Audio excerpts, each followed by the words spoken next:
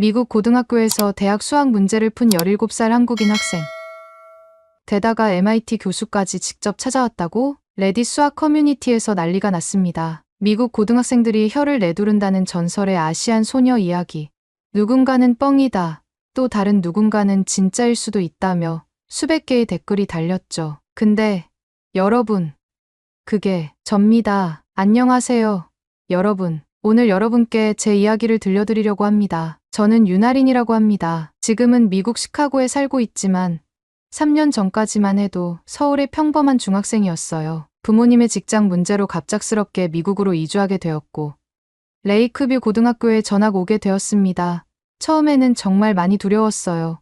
영어도 서툴고 문화도 달라서 모든 게 낯설었거든요. 오늘은 제가 어떻게 저만의 방식으로 이곳에 적응해 나갔는지, 그리고 그 과정에서 배운 소중한 교훈들을 나누고 싶습니다. 특히 제 이야기가 타국에서 새로운 시작을 하시는 분들이나 자녀를 둔 부모님들께 조금이나마 도움이 되길 바랍니다. 미국에 도착했을 때 저는 17살이었어요. 한국에서 중학교를 마치고 바로 미국 고등학교에 편입했습니다. 첫날부터 모든 것이 달랐어요. 복도는 영화에서 보던 그대로였고 학생들은 선생님과 친구처럼 편하게 대화했죠. 한국처럼 교복도 없고 수업 시간에 자유롭게 발언하는 문화가 너무 낯설었습니다. 가장 큰 장벽은 역시 언어였어요. 수업 내용을 이해하는 것은 괜찮았지만 대화에 참여하는 건 정말 어려웠습니다. 특히 미국 10대들의 은어나 유행어는 제게 외계어나 다름없었죠. 첫 한 달은 거의 말을 하지 않고 지냈어요. 점심시간에는 혼자 구석에 앉아 한국에서 가져온 책을 읽거나 부모님께 문자를 보냈죠. 그때는 정말 매일이 버티기의 연속이었습니다. 밤에는 종종 울기도 했고 한국으로 돌아가고 싶다는 생각도 많이 했어요. 하지만 부모님께서 힘들게 미국에서 새 출발을 하시는 모습을 보며 저도 조금씩 용기를 내기 시작했습니다. 잠깐 여러분 그거 아세요? 여러분의 구독, 좋아요, 알림 설정은 저에게 가장 큰 힘이 됩니다. 클릭 한 번으로 제게 큰 힘을 주시길 바라요. 전학 온 지 한 달쯤 되었을 때의 일이었어요. 레이첼 맥클린 선생님의 수학 시간이었습니다. 평소 저는 수업 시간에 맨 뒷자리에 앉아 조용히 필기만 하고 있었어요. 영어로 질문하는 게 부끄러웠거든요. 하지만 시험만큼은 늘 만점이었습니다. 사실 미국 고등학교 수학은 한국 중학교 과정과 비슷한 부분이 많았거든요. 그날은 평소와 달랐어요. 맥클린 선생님이 칠판에 복잡한 미적분 문제를 적기 시작했습니다. 함수, 극한, 라플라스 변환이 어지럽게 나열되자 교실 안이 술렁이기 시작했어요. 이 문제는 대학교 고학년 수준입니다. 그냥 한번 도전해보세요. 선생님의 말에 교실은 더욱 소란스러워졌습니다. 다들 고개를 갸우뚱하며 문제를 쳐다보고 있었어요. 저는 그 문제를 보자마자 익숙함을 느꼈습니다. 한국에서 학원을 다닐 때 비슷한 유형을 풀어본 적이 있었거든요. 잠시 고민하다가 용기를 내어 조용히 손을 들었습니다. 하린?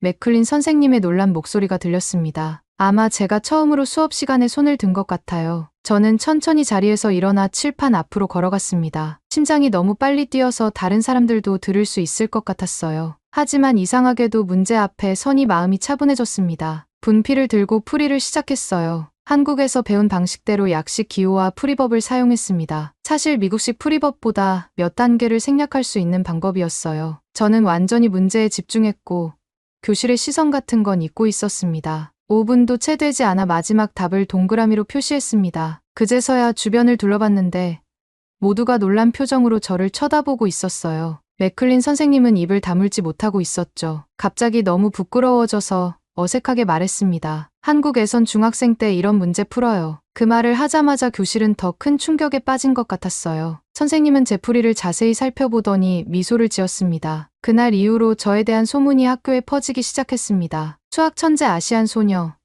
중학생 때 대학 수학을 푸는 한국인이라는 말들이 돌았어요. 사실 저는 천재도 아니고 그냥 한국의 평범한 학생이었는데 말이죠. 한국에서는 선행학습이 일반적이고 학원에서도 학교보다 어려운 문제들을 많이 풀어봤기 때문에 그런 문제가 익숙했을 뿐이었습니다. 일주일 후 더 놀라운 일이 벌어졌어요. MIT 수학과의 앤드류 실버 교수님이 저희 학교를 방문하셨습니다. 맥클린 선생님께서 제 풀이를 대학 동료에게 보여주셨고 그것이 실버 교수님께까지 전해진 것이었어요. 저는 교장실로 불려가 실버 교수님과 이야기를 나누게 되었습니다. 윤양의 풀이는 완벽 이상입니다. 특히 라플라스 변환 접근법은 매우 효율적이고 창의적이었어요. 실버 교수님은 제게 어디서 그런 방식을 배웠는지 물으셨습니다. 저는 솔직하게 대답했어요. 특별한 것 없어요. 한국에서는 보통 이렇게 풀어요. 저희 수학 선생님이 항상 최소한의 단계로 문제를 해결하라고 가르치셨거든요. 실버 교수님의 방문 이후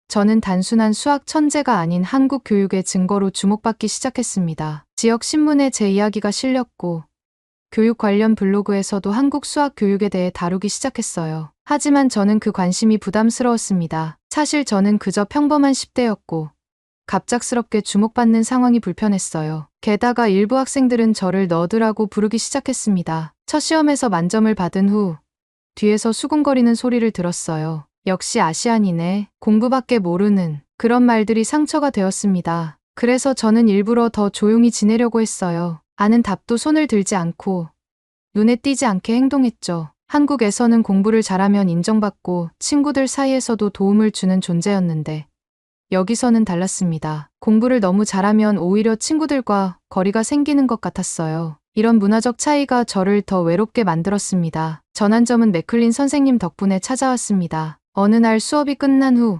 선생님께서 저를 따로 불러 이야기를 나누셨어요. 하린, 요즘 수업 시간에 너무 조용한 것 같아. 전에는 적어도 문제에는 자신 있게 답했잖아.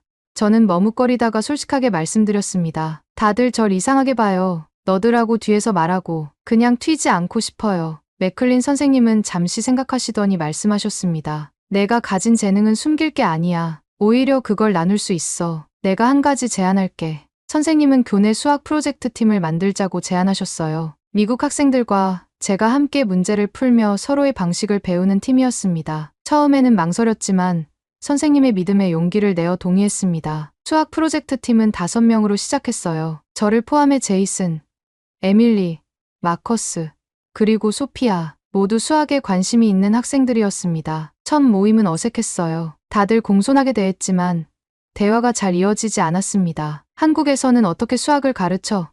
제이슨이 물었어요. 기본 원리를 많이 강조해요. 공식을 외우기보다 왜 그런지 이해하는 걸 중요하게 생각하죠. 저는 조심스럽게 대답했습니다. 저는 한국에서 가져온 수학 문제집을 보여주었어요. 다들 한글로 된 책을 신기해했고 제가 번역해주자 문제의 난이도에 놀라워했습니다. 이걸 중학생 때 풀었다고? 믿을 수 없어. 에밀리가 외쳤습니다. 저는 천천히 설명했어요. 한국은 경쟁이 심해요. 그래서 어릴 때부터 선행학습을 많이 해요. 좋은 점도 있지만 부담도 커요. 그렇게 우리는 서로의 교육 시스템에 대해 이야기하기 시작했습니다. 그들은 미국 교육의 자유로움과 창의성을, 저는 한국 교육의 체계적인 접근법을 나눴어요. 처음으로 제가 가진 것들이 이상한 것이 아니라 다른 것임을 느꼈습니다. 수학 프로젝트 팀 활동이 계속되면서 우리는 서로에게 많은 것을 배웠습니다. 저는 한국식 문제 접근법을 가르쳤고 친구들은 미국식 창의적 사고방식을 알려주었어요. 특히 저는 그들에게 뼈대 세우기라는 방법을 가르쳤습니다. 복잡한 문제를 풀 때 먼저 뼈대가 되는 핵심 개념을 세우고 그 위에 살을 붙여나가는 방식이었죠. 와, 이렇게 하니까 훨씬 명확해. 마커스가 감탄했습니다. 반면 저는 그들에게서 질문하는 방법을 배웠어요. 미국 학생들은 왜? 라는 질문을 두려워하지 않았거든요. 한국에서는 주어진 방식대로 푸는 것에 익숙했는데 이들은 항상 왜 이 방법을 써야 하는지를 물었습니다. 점차 우리 팀은 학교에서 유명해졌어요. 다른 학생들도 우리의 모임에 참여하고 싶어 했고 한 달 만에 15명으로 늘어났습니다. 맥클린 선생님은 우리에게 정식 교실을 배정해 주셨고 매주 금요일 방과 후에 모임을 갖게 되었어요. 이 과정에서 제 영어 실력도 놀랍게 향상되었습니다. 수학이라는 공통 언어를 통해 대화하다 보니 자연스럽게 일상 영어도 늘었어요. 무엇보다 중요한 건 처음으로 미국에서 소속감을 느끼게 되었다는 점입니다. 학기가 절반쯤 지났을 때 맥클린 선생님이 흥미로운 소식을 가져오셨습니다. 샌프란시스코에서 열리는 교육혁신 페어에 우리 팀이 초청받았다는 거예요. 전국의 혁신적인 교육 사례를 소개하는 행사였는데 우리의 문화 간 수학 교류 활동이 주목받은 것이었습니다. 할인, 내가 메인 발표자로 나서면 어떨까?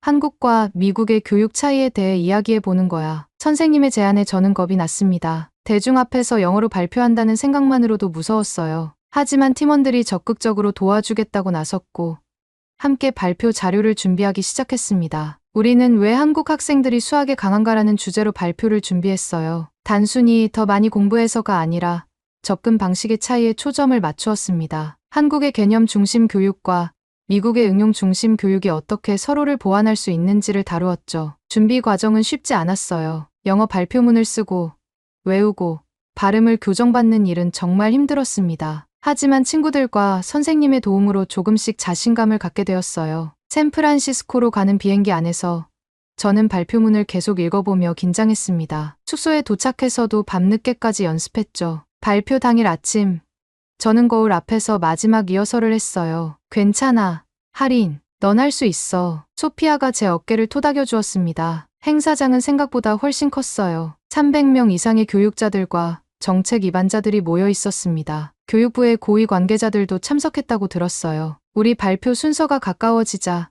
심장이 터질 것 같았습니다. 다음은 시카고 레이크뷰 고등학교의 문화 간 수학 교류팀입니다. 한국과 미국의 수학 교육 방식을 비교하고 통합하는 혁신적인 접근법을 소개해 주실 겁니다. 사회자의 소개가 끝나고 저희 팀이 무대에 올랐습니다. 마이크 앞에 선 순간 모든 시선이 저에게 집중되는 것을 느꼈어요. 잠시 말문이 막혔지만 깊게 숨을 들이마시고 준비한 인사를 시작했습니다. 안녕하세요. 저는 한국에서 온 윤아린입니다. 3년 전까지 서울의 평범한 중학생이었던 제가 오늘 여러분께 한국의 수학 교육에 대해 이야기하게 되어 영광입니다. 처음 몇 문장은 떨리는 목소리로 시작했지만 점차 자신감이 생겼습니다. 우리 팀이 준비한 슬라이드를 하나씩 넘기며 한국과 미국의 수학 교육 차이점을 설명했어요. 한국의 수학 교육은 문제를 푸는 기술이 아니라 사고를 훈련하는 방식입니다. 우리는 왜 하는 질문보다 어떻게에 집중하는 경향이 있어요. 이것은 체계적인 문제 해결 능력을 키우는 데 도움이 됩니다. 이어서 제 팀원들이 나와 미국 교육의 창의적 접근법에 대해 발표했고 우리가 함께 만든 통합 교육 모델을 소개했습니다. 발표를 마무리하며 저는 가장 중요한 메시지를 전달했어요. 서로 다른 교육 방식은 약점이 아니라 강점이 될 수 있습니다. 우리가 서로에게서 배울 때 진정한 교육 혁신이 시작됩니다. 감사합니다. 발표가 끝나자 큰 박수 소리가 들렸습니다. 질의응답 시간에도 많은 질문이 쏟아졌고 저희 팀은 자신 있게 대답했어요. 그날의 발표는 예상보다 훨씬 성공적이었습니다. 샌프란시스코에서 돌아온 후 놀라운 일이 벌어졌습니다. 저희 발표가 교육 전문 채널에서 다루어진 것이었어요. 문화적 다양성이 가져온 교육 혁신이라는 제목으로 우리 팀의 활동과 발표 내용이 소개되었습니다. 학교에 돌아오자 많은 학생들과 선생님들이 축하해 주셨어요. 교장 선생님께서는 전교생이 모인 조회 시간에 우리 팀을 소개하시며 칭찬해 주셨습니다. 처음으로 저는 외국인 학생이 아닌 우리 학교의 자랑으로 불리게 되었어요. 더 놀라운 것은 다른 학교에서도 연락이 오기 시작했다는 점입니다. 우리의 활동에 관심을 가지고 비슷한 프로그램을 시작하고 싶다는 문의였어요. 심지어 한국의 몇몇 학교에서도 이메일이 왔습니다. 제 작은 용기가 이렇게 큰 파장을 일으킬 줄은 몰랐어요. 맥클린 선생님은 이런 관심을 활용해 더 큰 프로젝트를 계획하셨습니다. 문화 간 교육 교류라는 이름으로 다양한 나라의 교육 방식을 연구하고 공유하는 활동이었어요. 저는 그 중심에서 한국과 미국 사이의 다리 역할을 하게 되었습니다. 발표 이후 레이크뷰 고등학교에서는 한국식 수학이 하나의 트렌드가 되었습니다. 우리 수학 프로젝트 팀은 30명이 넘는 대규모 모임으로 성장했고 정규 수업에서도 한국식 접근법이 도입되기 시작했어요. 맥클린 선생님은 제가 가르쳐 드린 방식을 수업에 적용하셨습니다. 오늘은 할인이 알려준 뼈대 세우기 방식으로 이 문제를 접근해 볼게요. 선생님이 그렇게 말씀하실 때마다 가슴이 뿌듯했어요. 학생들의 태도도 변했습니다. 예전에 저를 너드라고 불렀던 학생들도 이제는 제게 도움을 청했어요. 점심시간에 더 이상 혼자 앉지 않게 되었고 다양한 동아리 활동에도 초대받기 시작했습니다. 특히 기억에 남는 건 제이슨의 변화였어요. 처음에는 제게 가장 회의적이었던 친구였는데 우리 방식을 적용한 후 SAT 수학 점수가 크게 올랐거든요. 할인, 내가 없었으면 이런 점수는 꿈도 못 꿨을 거야. 고마워 라고 말해줬을 때 정말 행복했습니다. 그러나 모든 변화 중 가장 중요한 것은 제 자신의 변화였어요. 더 이상 제 배경이나 문화를 숨기지 않게 되었고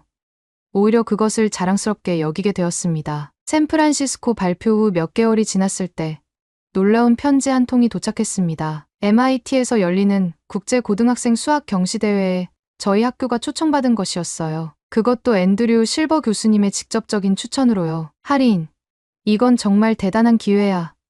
MIT는 세계 최고의 공대야. 맥클린 선생님은 흥분하셨어요. 우리는 5명으로 팀을 구성했습니다. 저와 제이슨, 에밀리, 그리고 새로 합류한 2명의 학생이었어요. 한 달 동안 매일 방과 후에 모여 준비했습니다. 한국식과 미국식 접근법을 모두 활용하는 전략을 세웠어요. 보스턴으로 가는 비행기 안에서 저는 3년 전 한국을 떠날 때를 떠올렸습니다. 그때는 영어도 서툴고 새로운 환경이 두려워 눈물을 흘렸었죠. 하지만 지금은 자신감 넘치는 팀의 리더로 세계적인 대학의 대회에 참가하고 있었어요. 인생이 얼마나 놀랍게 변할 수 있는지 새삼 느꼈습니다. 대회는 이틀간 진행되었고 전 세계에서 온 팀들과 경쟁했습니다. 우리는 처음에는 긴장했지만 점차 자신감을 찾아갔어요. 특히 기하학 부문에서 한국식 접근법이 큰 효과를 발휘했고 미국식 창의적 문제 해결 방식으로 난제를 풀어냈습니다. 결과 발표 날 우리는 기대 이상의 성과를 거뒀어요. 전체 6위를 차지했죠. 1등은 아니었지만 세계 최고의 수학 영재들 사이에서 이 정도면 정말 자랑스러운 성적이었습니다. 시상식에서 실버 교수님이 특별히 저를 불러 축하해 주셨어요. 윤양, 당신은 두 세계의 장점을 이해하고 통합하는 능력이 있습니다. 그것이 진정한 혁신의 시작이죠. 그 말씀이 제게는 어떤 메달보다 값진 선물이었습니다. 학교로 돌아왔을 때 우리는 영웅처럼 환영받았어요. 전교생이 모인 자리에서 우리의 성과를 발표했고 교장 선생님께서는 특별히 문화 간 교류의 모범 사례라고 칭찬해 주셨습니다. MIT 경시대회 이후 더 놀라운 일이 벌어졌습니다. 교육부의 정책자문위원회에서 연락이 온 것이었어요. 저희 샌프란시스코 발표와 MIT 경시대회 성과가 주목을 받아 문화 간 교류를 통한 교육 혁신에 관한 자문을 구하고 싶다는 내용이었습니다. 맥클린 선생님과 저는 워싱턴 D.C.로 초청받아 교육 정책 담당자들과 만남을 가졌어요. 그들은 제가 경험한 한국과 미국의 교육 차이에 대해 진지하게 질문했습니다. 저는 솔직하게 두 나라 교육의 장단점을 이야기했어요. 한국 교육은 체계적이고 기초가 탄탄하지만 창의성을 키우는 데는 부족한 면이 있어요. 반면 미국 교육은 자유롭고 창의적이지만 때로는 기초가 약할 수 있습니다. 이 두 가지를 균형 있게 결합하면 좋을 것 같아요. 제 말을 들은 한 교육 정책 담당자는 깊이 공감하며 말했습니다. 우리는 오랫동안 다른 나라의 교육 시스템을 단순히 모방하려고만 했어요. 하지만 이제는 각 문화의 강점을 이해하고 통합하는 접근이 필요하다는 것을 깨닫게 됐습니다. 그 결과 교육부는 글로벌 교육 통합 프로젝트라는 시범 사업을 시작했어요. 다양한 문화권의 교육 방식을 연구하고 장점을 결합한 새로운 교육 모델을 개발하는 사업이었습니다. 저희 학교는 첫 번째 시범 학교로 선정되었고 한국을 비롯한 여러 나라와 교육 교류 프로그램을 시작했어요. 제가 한국에서 배운 지식이 이렇게 큰 변화를 가져올 줄은 상상도 못했습니다. 작은 용기가 이토록 의미 있는 결과로 이어질 수 있다는 것이 신기했어요. 고등학교 졸업을 앞둔 지금 저는 3년 전과는 완전히 다른 사람이 되었습니다. 처음에는 한국인이라는 사실이 부끄럽고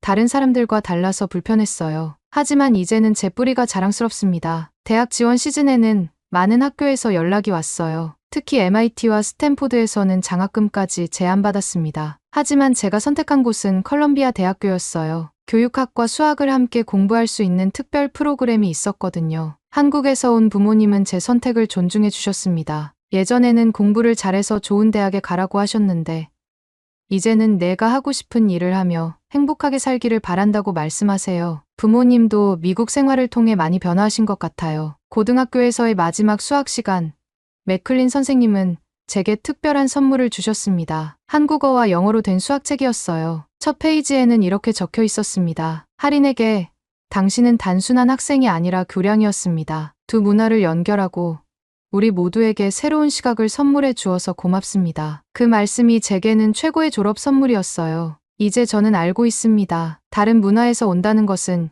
약점이 아니라 강점이 될 수 있다는 것을요. 대학 진학을 앞둔 지금 저는 미래에 대한 꿈이 생겼습니다. 교육학을 공부해서 서로 다른 문화권의 교육 시스템을 연구하고 더 나은 교육 모델을 개발하고 싶어요. 언젠가는 한국과 미국을 오가며 두 나라의 교육 발전에 기여하고 싶습니다. 지난 3년을 돌아보면 힘들었던 순간들이 많았지만 그것들이 저를 성장시켰다는 것을 깨닫습니다. 영어가 서툴러 말 한마디 못하고 교실 뒤에 숨어있던 소녀가 이제는 자신감 있게 자신의 생각을 나누고 다른 이들을 이끄는 사람이 되었어요. 전에는 내가 한국인이라는 사실을 숨기고 싶었지만 이제는 그게 자랑스러워요. 제 이야기는 단지 수학이 아닌 문화와 교육, 용기와 성장의 이야기였습니다. 국경을 넘어 교육의 본질을 다시 묻는 그 과정에서 저는 진정한 제 자신을 발견했습니다. 이 이야기가 혹시 타국에서 새 출발을 하고 있는 분들에게 작은 용기가 되길 바랍니다. 여러분의 다른 배경, 다른 경험, 다른 시각은 숨기거나 부끄러워할 것이 아니라 세상에 기여할 수 있는 특별한 선물입니다. 그리고 마지막으로 모든 분들께 말씀드리고 싶어요. 다름을 인정하고 배우려는 마음만 있다면 우리는 서로에게서 무한한 가능성을 발견할 수 있습니다. 제 이야기를 들어주셔서 감사합니다. 여러분도 자신만의 특별한 이야기를 만들어 가시길 응원합니다. 오늘의 이야기는 여기까지입니다. 오늘의 사연이 마음에 드셨다면 구독, 좋아요 부탁드리겠습니다. 소중한 시간 긴 이야기 끝까지 들어주셔서 진심으로 감사합니다. 앞으로도 더 좋은 사연으로 여러분을 찾아오겠습니다. 시청해 주셔서 감사합니다. 해주셔서 감사합니다. 해주셔서 감사합니다.